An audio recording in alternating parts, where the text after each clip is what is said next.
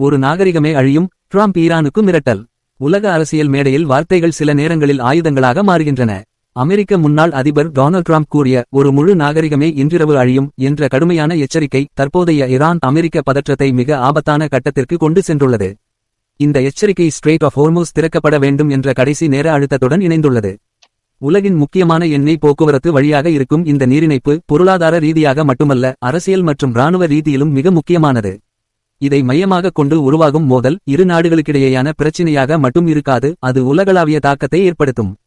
ஒரு நாட்டின் தலைவரிடமிருந்து நாகரிகம் அழியும் என்ற மொழி வருவது சாதாரண அரசியல் உரை அல்ல.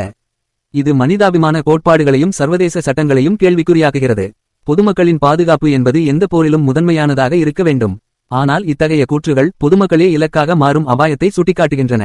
மேலும் இத்தகைய கடுமையான சொற்கள் பதற்றத்தை குறைப்பதற்கு பதிலாக அதை அதிகரிக்கின்றன. ஈரான் ஏற்கனவே கடுமையான பதிலடி எச்சரிக்கைகளை வெளியிட்டுள்ள நிலையில் ஒரு தவறான கணக்கீடு கூட பெரும் போராக மாறும் சூழ்நிலை உருவாகியுள்ளது. இந்த மோதல் விரிவடைந்தால் மேற்கு ஆசிய பகுதி முழுவதும் அசாதாரண நிலை உருவாகும் அபாயம் உள்ளது. இந்த நிலைமை உலக பொருளாதாரத்தையும் கடுமையாக பாதிக்கும். எண்ணெய் விலைகள் உயர்வு, வர்த்தக பாதைகள் சீர்குலைவு, உணவுப் பொருட்களின் விலை உயர்வு போன்ற விளைவுகள் ஏற்கனவே நெருக்கடியில் உள்ள நாடுகளுக்கு மேலும் சுமையாக மாறும். குறிப்பாக ஸ்ரீலங்கா போன்ற நாடுகளுக்கு இது நேரடி தாக்கத்தை ஏற்படுத்தும்.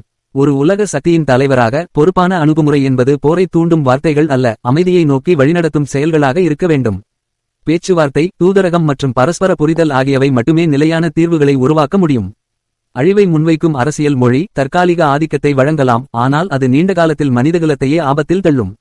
இன்றைய சூழலில் உலகம் எதிர்நோக்கும் மிகப்பெரிய சவால் ஆயுதங்களின் சக்தி அல்ல, அவற்றை பயன்படுத்த தயங்காத அரசியல் மனநிலையே.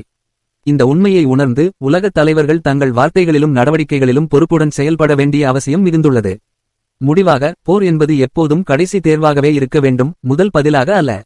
மனிதகுலத்தின் எதிர்காலம் பாதுகாப்பாக இருக்க வேண்டுமெனில் மிரட்டல்கள் அல்ல, அமைதிக்கான முயற்சிகளே முன்னிலை பெற வேண்டும்.